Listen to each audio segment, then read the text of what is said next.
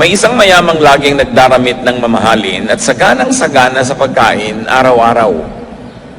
May isa namang pulubig ng ngangalang Lazaro na tadtad ng sugat sa katawan at nakahiga sa may pintuan ng mayaman. Sa hangad na matapunan man lamang ng mga mumong nahuhulog mula sa hapag ng mayaman. At doon nilalapitan siya ng mga aso at dinidilaan ang kanyang mga sugat. Namatay ang pulubi at siya'y dinala ng mga anghel sa piling ni Abraham sa langit bilang isang parangal. Namatay rin ang mayaman at inilibing. Sa gitna ng kanyang pagdurusa sa daigdig ng mga patay, natanaw ng mayaman si Lazaro sa piling ni Abraham. Kaya't sumigaw siya, "Amang Abraham, maawa po kayo sa akin. Utusan po ninyo si Lazaro na isawsaw sa tubig ang dulo ng kanyang daliri at basain ang aking dila dahil ako'y naghihirap sa apoy na ito." Ngunit sumagot si Abraham, "Anak, alalahanin mong nagpasasa ka sa buhay nung ikaw ay nasa lupa at si Lazaro naman ay nagtiis ng kahirapan. Subalit ngayon ay maligaya siya rito samantalang ikaw na may nagdurusa dyan. Bukod dito, may malaking bangin sa pagitan natin kaya't ang mga naririto ay hindi makapupunta dyan at ang mga naririyan ay hindi makapupunta rito." Ngunit sinabi ng mayaman, "Kung gayon po, Amang Abraham, ipinakikiusap ko pong papuntahin na lamang ninyo si Lazaro sa bahay ng aking ama, sa aking 5 kapatid na lalaki. Suguin po niyo siya upang sila'y bigyang babala, upang hindi sila humantong sa dakong ito ng pagdurusa." Ngunit sinabi sa kanya ni Abraham, "Nasa kanila mga sinulat ni Moises at ang mga propeta. Iyon ang kanilang sundin." Sumagot ang mayaman, "Hindi po sapat ang mga yon. Ngunit kung magpapakita sa kanila ang isang patay na muling nabuhay, magsisisi sila at tatalikuran ang kanilang mga kasalanan." Sinabi naman sa kanya ni Abraham, "Kung ayaw nilang sundin ang mga sinulat ni Moises at ang mga propeta, hindi rin nila paniniwalaan kahit ang isang patay na muling nabuhay." At nawa maging pagpapala sa atin ang muling pagtunghay sa napakatandang kasaysayan na ito na natitiyak kong alam nating lahat. Luke 16:19-21, as we study this now, piece by piece. "There was once a rich man who wore expensive clothes and every day ate the best food. But a poor beggar named Lazarus was brought to the gate of the rich man's house. He was happy just to eat the scraps that fell from the rich man's table. His body was covered with sores, and dogs kept coming back and coming up to lick them." So here you see extreme contrasts. Sobrang magkaibang kalagayan. Yung mayaman na lalaki who wore expensive clothes and ate the best foods every day. Imagine yourself going to an eat-all-you-can restaurant every day. And of course, without saying it, this man could afford very expensive doctors and everything that money could buy. Meanwhile, Lazarus was covered with sores. He ate nothing but crumbs and had dogs as nurses and doctors. Ang tagapagpalinis niya ng kanyang mga sugat ay mga asong dinidilaan ng kanyang mga sugat na hindi niya siguro maitaboy. Maaaring siya ay paralitiko dahil kinakailangan siyang buhatin para ilagay doon sa pintuan ng mayaman at umasang matapunan man lang kahit ng mga sobrang mga pispis na nahuhulog sa hapagkainan ng mayaman na ito. He had to be brought there and therefore he lived on charity. Two contrasts. At ito ay bagay na bagay sa konteksto ng panahon dahil nung panahon naman talaga ng Panginoong Hesus walang middle class. Either ang yaman-yaman mo o ang hirap-hirap mo, dalawa lang ang uri ng tao. But we were told that Lazarus was happy. We are not told if the rich man was happy as well, but both men lived imbalanced lives. Parehong tagilid ang buhay nila, hindi balanse, kumbaga nasa timbangan. Luke 16:22, "The poor man died, and angels took him to the place of honor next to Abraham." Sa hapagkainan po, kung kayo ay nasa kanan noong nagbibigay ng hapunan o nung host, yun ang place of honor. Sa iba't ibang lipunan, iba't iba ang places of honor, but nevertheless, in any society, there's a place of honor on the dining table because the dining table is a social map. It tells you by how everyone is seated, how they are esteemed or considered in that society. And the Jewish people thought that heaven would be a banquet that God would give for them. That Abraham would be the host and the most important person there, and the guest of honor would sit next to him. Ito po ang pananalig ng mga Hudyo nung panahon na ito, na ang langit, ang kaharian ng langit, ang paglipat mula sa lupa patungo sa langit ay para bang isang malaking piyesta kung saan magkakaroon ng malaking handaan at si Abraham ang nakaupo doon sa pinakamahalagang upuan. Siya ang nasa kabesera ng mesa at pagkatapos yung pinararangalan uupo sa kanyang tabi. Yan ang paniniwala nila sa paglipat sa kabilang buhay. At ayon sa paniniwalang yon, ang historyang ito ay hinabi at kinuwento sa atin na itong namatay na si Lazarus ay doon pinaupo sa upuan ng karangalan. Hindi sinabi sa atin kung anong ginawa nitong Lazarus na to deserve it. Paano siya naging karapat-dapat umupo doon? Maaaring siya ay isang sagisag ng isang uri ng tao, at lalo namang maaaring isa siya talagang totoong taong nabuhay. Perhaps Lazarus is a symbol of certain types of people that heaven is greatly pleased with. Perhaps. But what Lazarus did to deserve this honor is unknown to us. Now, if the story was literal, and that's the first thing to consider in any biblical story, that it is literal, it implies that the next life is about balancing. Laging ang kwentong ito ay ginagamit upang ituro ang impyerno, langit, ang pinupuntahan ng mabuti at masama. Pero hindi naman tayo sinabihan na masama yung mayaman at hindi naman tayo sinabihan na mabuti sa Lazarus. Walang sinabi tungkol sa kanilang morality. At lagi din itong itinuturo na kung saan paraan. Pero mayroong isang napakahalagang aspeto ang kwentong ito na itinutuwid pag namamatay daw ang tao, at ito ay pagbabalanse. Kita ninyo, mula sa gutom na Lazarus, biglang merong feast. At mula sa isang Lazarus na laging gutom at uhaw, meron siyang iniinom. Ngayon, siya ay nakakagalaw.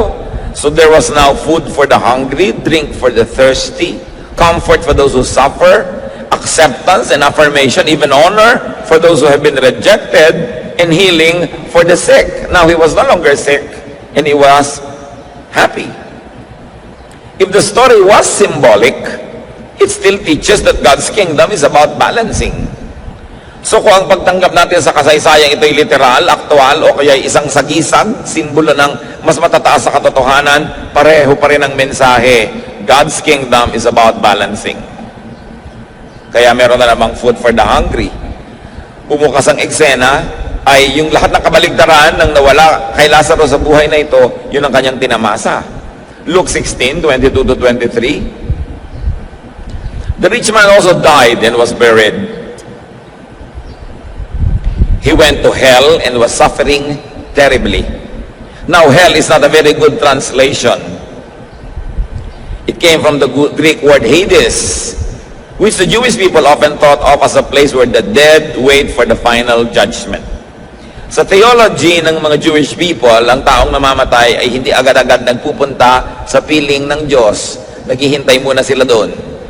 At syempre sa Christian theology, sinasabi natin na dahil ang hinihintay ay ang tagapagligtas, nung dumating si Jesus, ay dinala na niya ang mga naghihintay doon sa piling ng Ama, at ngayon ang namamatay ay diretsyo nang pumupunta sa Ama at hindi na naghihintay.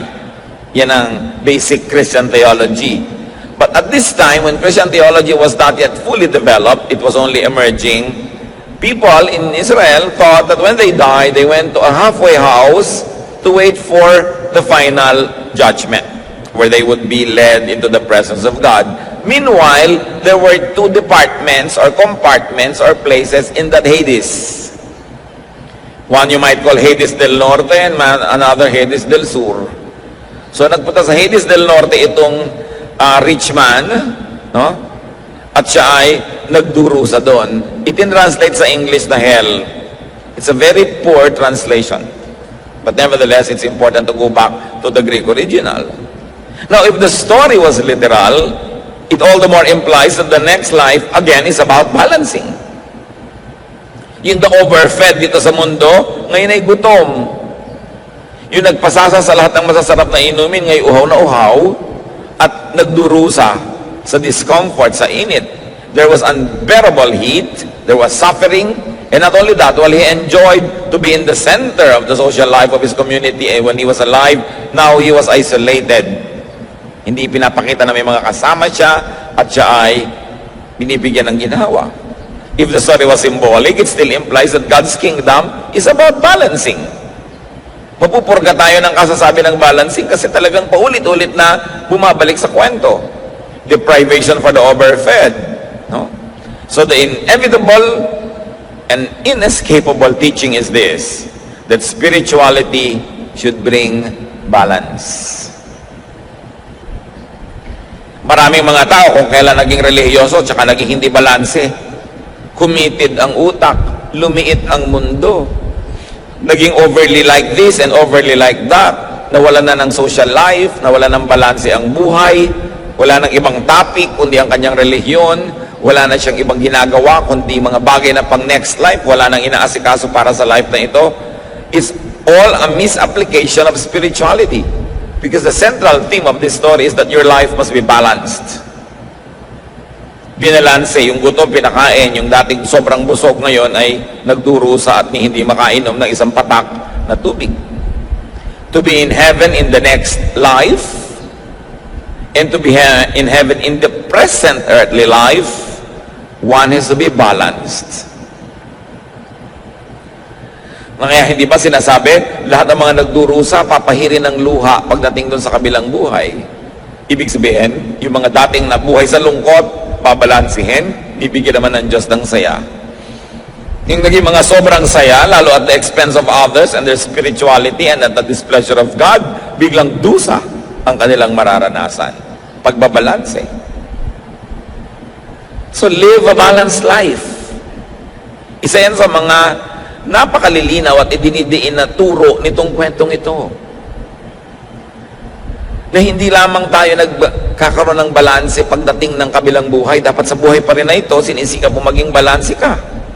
Kasi life is all about balance. So get rid of excesses. Meron kang mga higit sa iyong pangangailangan, give. Giving is a balancing act. Balance negative things with positive ones. May nasabi kang masakit sa iyong kapwa, bawiin mo, magsabi ka naman ng sorry o kaya ng mabuting bagay. May utang ka, bayaran mo para mag-balance kasi habang hindi ka nagbabayad, naka-negative yan. May mali kang nagawa, ituwid mo. Meron kang pagkukulang, punan mo sa iyong kapwa.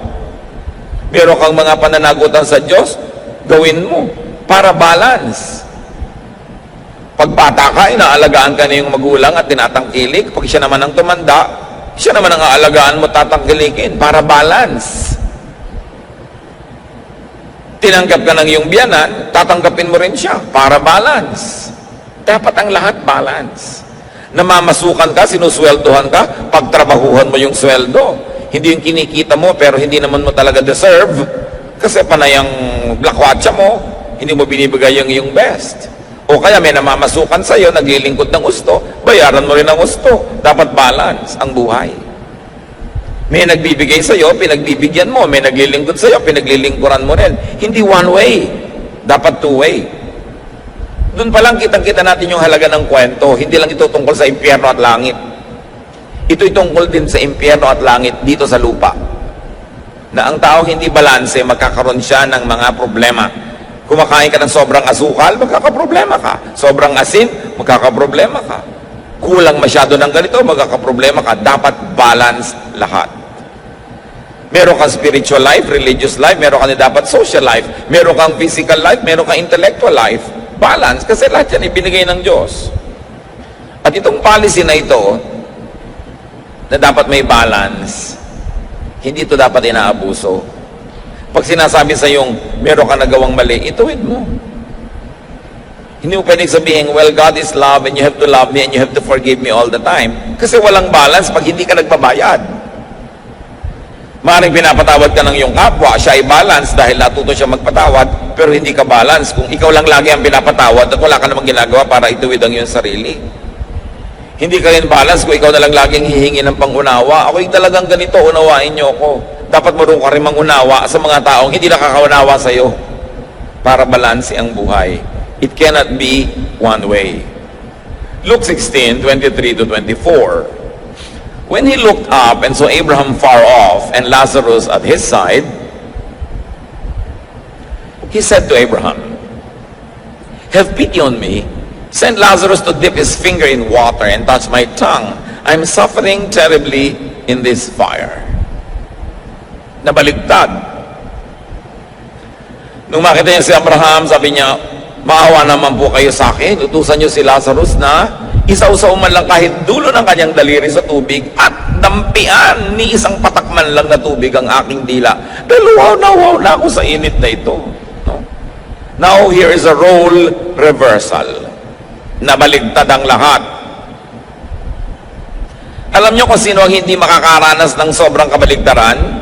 Yung balance. Kasi nasa gitna ka, so pag lumipat ka sa kabilang buhay, nasa gitna ka pa rin. Yung nasa kaliwa, ilalagay sa kanan. Yung nasa kanan, ilalagay sa kaliwa para mag-balance. Kaya dapat sikapin mo nasa balance ka para walang masyadong naiiba. That when you are balanced by God, balance ka na talaga, so hindi masyadong naiba. Nagkaroon ng role reversal, except that while Lazarus learned to be happy with and did not complain about and did not impose on others for his portion before, the rich man is unhappy, complaining, and demanding now. Kahit hirap noon si Lazarus, hindi naman siya nagrereklamo. Sabi pa nga, masaya siya eh. Natutunan niyang pasayahin ang sarili niya kahit na mahirap ang kanyang kalagayan. Pero ito namang si mayaman na spoiled, sa sandali pa lang doon, isang katerbang reklamo na ang kanyang idinadaing at marami na siyang gustong i-demand. Well, this man did not only deserve hell, he always invited and carried hell with him. Kasi ang taong reklamador, ang taong maraming kailangan sa buhay para sumaya, maraming props na kailangang nandyan, ang totoo, hindi ka sasaya. Pag ang dami-dami mong hinihingi sa mundo, hindi ka nasasaya kahit kailan, so hindi mo na kailangan dalhin sa impyerno sa kabilang buhay. Ngayon pa lang impyerno na yung buhay mo. Pag lagi kang mareklamo at lagi kang maraming hinihingi, lalo't hindi naman maibibigay sa iyo ng daigdig ang hinihingi mo. Now, the rich man does what he has been used to do. He asks for service. Nakakabulag talaga kung minsan yung yumaman ka, magkaroon ka ng kabuhayan at kasikatan at kung ano-ano. Tingnan nyo to, nandun lang siya sa kabilang buhay, humihingi pa ng service. Inutusan agad si Abraham. Father Abraham, utusan nyo nga si Lazarus na mag-igib ng tubig para naman ako guminhawa dito. So ang totoo, dalawa yung inutusan niya. From Father Abraham no less, and from Lazarus of all people, he wanted service. The rich man clearly represents some types of people. People who are spoiled, palautos, feeling entitled, na lahat ng mga hirap nila sa buhay ay kailangang ibsan ng paglilingkod ng iba. Lahat ng kanilang inip ay dapat limangin ng iba. Lahat ng kanilang pangangailangan ay dapat ibigay ng iba. Kahit load sa kanilang telepono na wala pa silang trabaho, kailangan na nila ng maraming load, kailangan may ibang magbayad ng load na yan. Biglang mag-aasawa ng wala sa lugar, kailangang iba ang magbayad ng handaan. Magkakaroon ng anak, kailangang iba ang bumili ng gatas kasi hindi naman nila magawa yung mga dapat nilang gawin. Spoiled people. People who harvest without planting. Ito, nakita nyo itong mayaman na to. Ang dami niyang reklamo at uutusan na naman niya ngayon sa Abraham at si Lazarus na sa wakas ay nananahimik at nag-e-enjoy. Gusto na naman niyang bigyan ng utos. These types should pay attention if they don't wish to join this rich man soon. There is this rich man in all of us. And there is the potential of Lazarus in each one of us. Kaya itinuturo sa atin yung kwento. Maaaring tulad tayo nitong mayaman na ito, lagi na lamang na pinipilit ang kapwa na mahirapan at paglingkuran itong kanyang mga pangangailangan. Luke 16:25. Abraham answered, "My friend, remember that while you lived, you had everything good, and Lazarus had everything bad. Now he is happy, and you are in pain." Obvious ba mga kapatid? Balancing is accomplished in Hades. Sabi niya, sasandali ka palang naghihirap ha. Gusto mo na agad paglingkuran ka namin. Nakalimutan mo na ba na sarap-sarap ng buhay mo noon? Hindi ka nakaisip tumulong sa kapwa. Hindi ka man lamang naging mabuti. Tapos ngayon itong nahirapan si Lazarus, gusto mo utusan na agad. Pasensya ka. Yan ang hinahanap na pagbabalanse ng buhay mo dahil diyan ka lumabis. This is not even about doing bad or doing good. It's just about being imbalanced. It's just about imbalances, having too much of having too little of life's supplies. Sa lahat ng laging gipit, gutom, uhaw, kapos, alam ng Diyos ang inyong kalagayan. At yan ang pangako ng kwentong ito, mababalanse yan. Maiinam na mabalanse, dito pa lang sa buhay na ito. Pero kung kayo mapagkaitan ng kapalaran sa buhay na ito, dahil sa napaka-oppressive system ng buong planeta, alam ng Diyos kung paano kayo bibigyan ng ginhawa sa kabilang buhay. Alam ng Diyos kung paano kayo bibigyan ng gantimpala sa pagtitiis.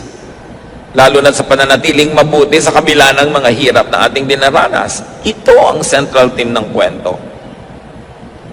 Ang pinag-uusapan pa lang dito mga kapatid, imbalance. Paano pa kapag pinag-uusapan yung being bad or good?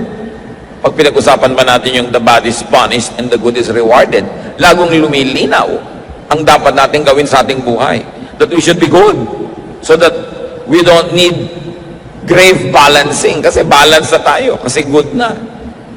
Na dapat na nating ituwid ang ating sarili kasi pilipitin at ituwid pa tayo pilit ng langit. That we should volunteer to balance ourselves. Pag ang dami-dami niyong blessing, magkusa na kayong mamigay. Pag meron kayong lakas na extra, kusa na kayong maglingkod sa mga mahihina. Pag kayo'y matalino, kusa na kayong magturo doon sa mga kulang sa kaliwanagan. Pagka marami kayong mga biyaya sa buhay, mamahagi sa mga kinakapos. Kung binibigyan kayo ng Diyos ng pagtitiis at pagtsatsaga, humanap kayo ng krus na inyong papasanin at pasanin nyo yon. Kung minsan, yan ay yung mga paglilingkod sa kapwa, yan ay pagmamalasakit, outright giving. This story is a warning to the overfed, to the overabundant and overindulgent, people who never share blessings. Na kung kayo ay merong mga kumpanya, matuto naman kayo mag-profit sharing. Okay, legally speaking, tama naman ang ginagawa nyo, nagpapasweldo kayo. Hindi na kayo pwedeng i-demanda sa Department of Labor. Nagbibigay kayo ng mga hinihingi ng legal systems of our country, pero kayo naman ang nakakaalam kung lumalangoy kayo sa mga tubo. Napakahirap ba naman na mag-share ng profit doon sa mga katuwang nyo sa trabaho ng mga manggagawa? Huwag nyo nang antayin na langit pa ang magbalanse. Kailangan mag-volunteer na tayo. Hindi ba? Kung minsan, nakakahalata kang, ay, sobra na yata akong tamad. Walang kilos-kilos ang aking katawan. Magbo-volunteer ka ngayon mag-exercise para hindi mo naantay yung magkasakit at mapuwersa kang mag-exercise. Pag alam mo na hindi balance ang kinakain mo, ikaw na yung mag-balance kaysa mag-antay ka pa ng stroke, mag-antay ka pa ng sakit at pagkatapos talagang binalance ka dahil nakaswero lang yung pagkain mo. Kailangan pa ba nating hintayin na pilitin tayo ng kalikasan, nahampasin tayo ng langit para ituwid natin ang mga kalikuan natin? Mas masarap ikaw na ang kusang gumagawa nun. Kaya maganda araw-araw ang tao nag-iisip, sumobra ba ako? Sumobra ba ako sa pang-aapi sa asawa ko? Sumobra ba ako sa pag-expect sa mga magulang ko, ang tanda-tanda ko na? Sumobra ba ako sa mga masasakit kong salita sa aking mga empleyado? Sumobra ba ako sa panggigipit sa aking kapwa? Sumobra ba ako sa paglalagay ng interes sa mga pautang ko? Lahat ng sobra, itinutuwid yan ng Diyos. Pag hindi ka nagkusang magtuwid, mapipilitan kang ituwid ka ng langit.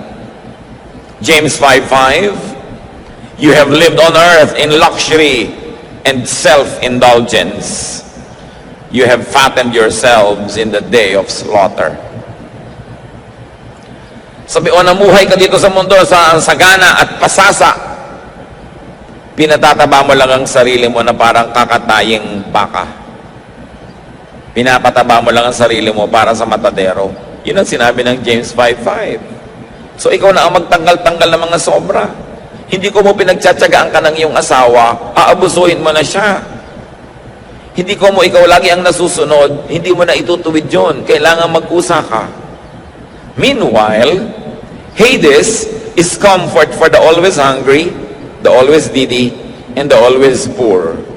Buti na lang may ganong pagbabalance na inaasahan nating mababalance at maitutuwid yan sa buhay natin dito sa lupa. Pero hindi man natin sapitin yon at masaklap man ng maging dulo ng buhay na ito, may naghihintay na pagbabalanse na inilaan ng Diyos. And there was no morality attached to the story. It was simply a story of balancing. That God is God of balance and God will balance all imbalances. Because God sees, God hears, God knows. So just stick closely to God and never give up on God. Never give up on your faith, even if you're suffering. Sa kabila at sudulo ng lahat ng pagdurusa ay ang ginhawa na inilalaan ng Panginoon. Mapagmahal siya. At ang ginhawang inilalaan niya, hindi laging may moral clause. Mahal lang tayo talaga ng Diyos. At kung tayo naman ngayon yung pwedeng magbigay ng ginhawa sa ating kapwa, ibigay na natin. Kasi there is also the Spirit of God in each one of us. If there's the Spirit of this rich man in each one of us, all the more that there's the Spirit of God in each one of us. Kaya dapat din tayo na kumilos na parang kung Diyos ang kikilos, yun din ang ikilos natin. Maging maibigin tayo, tulungin, mapagkalinga sa kapwa. So, sabi nitong si rich man, patawirin niyo naman si Lazarus dito at padalan ako ng tubig. Hindi pwede. Nasobrahan ka na ng saya nun eh. Panahon na ngayon ng pagbabalanse para sa'yo. Tsaka may isa pang dahilan kung ba't hindi pwede yan. Luke 16:26. And besides, there is a deep ditch between us, and no one from either side can cross over. Sabi niya, alam mo, gustuhin man ni Lazarus na sundin ang utos mo, hindi rin pwede eh. May bangin sa pagitan natin, walang makatatawid. Hindi kami pwedeng magpunta dyan at hindi kami pwedeng magpunta dito. May bangin na hindi pwedeng tawirin. Parang familiar, ano? A metaphor of the great social divide on earth. May tarangkahan ng bahay niya, yun yung bangin. Hindi pwedeng tumawid si Lazarus, hanggang tarangkahan lang siya. Nasa loob naman si mayaman. Diba laging may mga ganyan division? Hanggang dyan ka lang, hindi ka pwede dito. Exclusive ito, sa amin lang ito. By membership lang ito. Gated community kami, may gwardiya dito, kailangan may sticker ka. Kung wala ka sticker, hindi ka makakapasok. Yung mga ganyan-ganyan, ano? There's always this divide, this bangin between the rich and the poor. So merong alabang girl at merong alamang girl, di ba? So alam mo, ay alabang girl ito may alamang. So may social divide. Merong educated and ignorant. Merong, yung mga relihiyoso, merong holy and sinner. Nauso yon sa mga Israelites noon. Holy kami, sinner kayo, hindi kayo pwedeng makisalamuha. Na tinawid ni Jesus, ha? Yung bangin na yon. Yung rich poor, tinawid niya. He ministered to everybody. The educated and the ignorant, tinawid niya. At siyempre, racially, merong white and black. Maputi kami, maiitim kayo. Diyan kayo mga ita. Diba? Dito kaming mga tisoy. Meron kanyang mga division. At yung division na yon, na-enjoy ng rich man sa earth. Kasi hindi matawid ng mahihirap yung pagitan ng mahirap at mayaman. Laging nandun lang sila, etsepuera, tagalabas. Hindi nila yun natawid. Hindi nila napasok yung maginhawang daigdig ng gated villages ng mga mayayaman. At kung paano na-enjoy ni mayaman yung pagkakahati nun, ngayon gusto niyang baligtarin. The rich man wanted the chasm crossed to his advantage. Kung nung araw hindi niya papatawirin at papasukin sa kanyang bakuran si Lazarus, ngayon na siya ang nagdurusa, gusto niyang papasukin para dalhan siya ng tubig.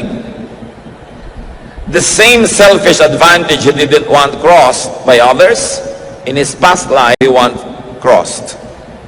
Remember, Lazarus remained outside just at his gate. Isang major lesson yan, don't burn the bridge over which you too must pass. Pag sobra ka laging exclusive ang gusto mo, paano? Baka ibigay nga sa'yo, exclusive, wala makapunta sa'yo, hindi ka mapuntahan. If you want to receive, give. Cross that ditch. If you want to be forgiven, forgive. If you want to be understood, understand. Remember that you keep only what you give away. If you like to cross over to other people's paradise, be willing to let other people cross over to your comfortable place. Gusto mo ang mga tao ay makiramay sa'yo sa panahon ng iyong hirap, makiramay ka ngayong maginhawa ka sa panahon ng kanilang hirap. Share your abundance, share your happiness, share your good fortune. Kumain ka ng masarap sa isang restaurant, why don't you order a special food and give it to your waiter? Iuwi niya sa kanyang asawa, share. Napakahalaga to share. Luke 16, 27 to 28. But the rich man said, Abraham, then please send Lazarus to my father's home. Let him warn my 5 brothers so they won't come to this horrible place. Sige po, kung hindi pwedeng tumawid si Lazarus patungo sa akin, pabalikin nyo na lang sa lupa. Papuntahin nyo sa bahay namin at bigyan ng babala ang mga kapatid ko para hindi sila kailangang mapunta rin dito. Ayokong mapunta sila dito. So again, another typical amo. He wants to assign Lazarus a task for the benefit of his family. Nananahimik na yung Lazarus sa wakas, guminhawa, may kinakain, may iniinom, natanggap na mahal. Aba, gusto bang pabalikin itong mayaman na to sa lupa kung saan lihado naman dun si Lazarus? Eh kung kayo si Lazarus, makakabahan kayo, naku, baka payagan ni Abraham, nandito na nga ako, papabalikin pa ako, no? Ito namang mayaman na to, napaka-selfish, gusto niyang guminhawa yung mga kapatid niya, gusto niya magdusa na naman tong si Lazarus. The rich man wanted to pull Lazarus from his new comfort and make him return to earth, probably to his former suffering. Selfishness is constantly being revealed here. Na kahit mga love for other people like kamag-anak niya, pero it still meant hatred for others that he wanted to use. Selfishness could have brought this man to his hell. Maaaring yun ang dahilan kung bakit siya nasadlak dito. Pero take note mga kapatid, marami ring poor na selfish. Hindi napunta dito sa pagdurusa yung mayaman dahil mayaman siya. Hindi sinabi yun, Yung ugali niya nagdala sa kanya doon. Hindi rin naman sinabi kaya napunta tong si Lazarus doon sa ginhawa dahil mahirap siya. Dahil maraming mahirap na ang mga ugali hindi pwedeng dalhin sa paraiso. The economic situation of these 2 men were not the relevant points. But we can surmise that it is about their character, about how they conducted themselves, how they lived their lives. So this is not just about class war or class struggle. It was a moral, social situation. So while the rich man wanted to love his family, here he wants someone else to do it for him. See how the same selfishness rears its ugly head every day. Sa buhay natin, maraming ganon. Rich parents abusing poor servants for the benefit of their spoiled children. Diba? Napabalitaan natin. Maid, ni-rape ng anak ng asendero. Mahal kasi ni mommy ang anak niya. Magdusa na lang ang maid, bigyan ng 10,000, pauwiin sa probinsya. Hindi na papapanagutin ng anak. O mapagmahal ka magulang, pero naaapi mo yung ibang anak ng ibang magulang. Nalilimot mo na yung inaapi mo, may magulang ding nagdurugo ang puso dahil naapi yung anak niya. Kumisan sa ating pagmamahal sa ating pamilya, sa mga malalapit sa atin, ine-exploit na natin yung iba. Kitang-kita mo yan kumisan. Yung mga kawawang yaya na habol ng habol dun sa mga mala-impactong mga alaga nila.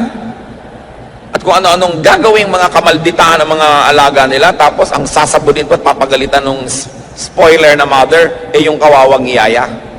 Ang tingin niya sa anak niya ay anghel, hindi niya makita yung mga kaliskis, no? At mga sungay. Maraming ganon. Mahal na mahal yung anak, pero hindi marunong magmahal man lang dun sa yayang nag-aalaga sa anak. Tao rin yun, at anak din yun ng kung sinong nasa probinsya na nag-aalala din tungkol sa kanyang anak na namamasukan. Dapat nga kung marunong tayong magmahal ng anak natin, lalo kang natututong magmahal ng lahat ng tao dahil bumukas yung puso mo sa kahulugan ng pagmamahal.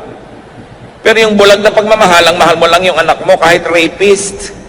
Kahit yung anak mo ay may binaril, my son is very good. Nakikita mo sa TV lagi, mga bulag na magulang. May minasakir na yung mga anak nila. Gusto nila, suhulan na lang lahat yung tao at palusutin yung mga anak nila. Pag-ibig sa konti, pero paggamit at paglabag, no, sa mga basic decency sa buhay. Kasi malakas bumulag yung pagmamahal sa kamag-anak. Pero huwag nating lilimutin na lahat ng tao ay kamag-anak natin dahil lahat tayo nilikha ng Diyos. May naka-assign lang sa'yo na naging biological children mo, biological relatives. Pero sa palagay nyo ba, may kinikilingan na tinitingnan ng Diyos? Mahal niya ang lahat ng tao.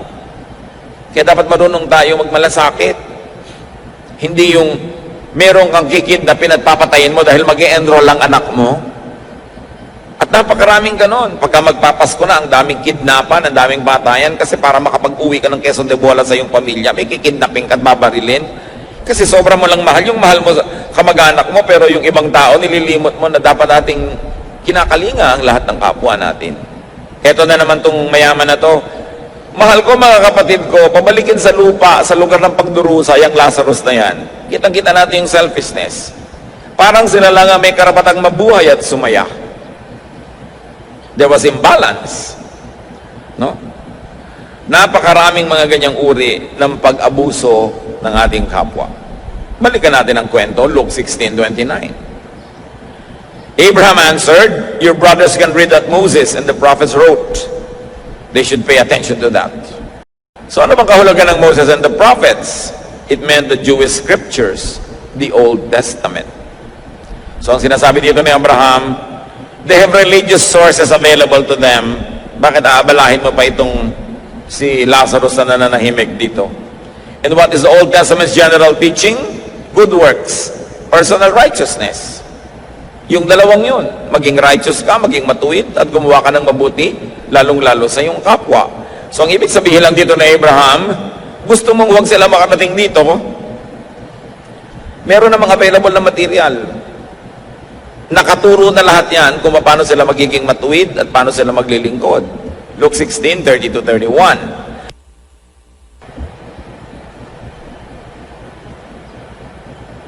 Then the rich man said, "No, that's not enough. If only someone from the dead would go to them, they would listen and turn to God." So Abraham said, if they won't pay attention to Moses and the prophets, they won't listen even to someone who comes back from the dead. So the rich man says, religious teachings, affiliation, activity, and attendance are not enough. Kulang na lang, sabihin ng rich man, meron na rin po naman ako nung nabubuhay ako, meron din akong Moses, meron din akong Old Testament, meron din akong religion, ba't ako nandito? So ibig sabihin kulang. Hindi sapat yung religious teaching and affiliation and activity and attendance. Dahil meron ako niyan bilang isang Hudyo. Hindi pwedeng wala, pero bakit ako nandito? So this man was saying, religion was never enough for me. At kung yun lang ang aasahan ko para sa mga kapatid ko, dito rin sila uuwi. Dito rin sila matatapon. Kailangan natin ng iba pa, na drastic na pagpapaalala sa tao. James 2:17, faith that doesn't lead us to do good deeds is all alone and dead. Lahat naman ng tao may faith. Iba-iba lang nga ng degree. Kahit nga ang Diablo may faith Pero sabi, the faith should lead us to good deeds. Otherwise, so ang pananalig mo hindi nagbubunga ng paggawa ng mabuti, baliwala ang pananalig na yon. At maaaring ganun ang uri ng pananalig nitong mayamang namatay.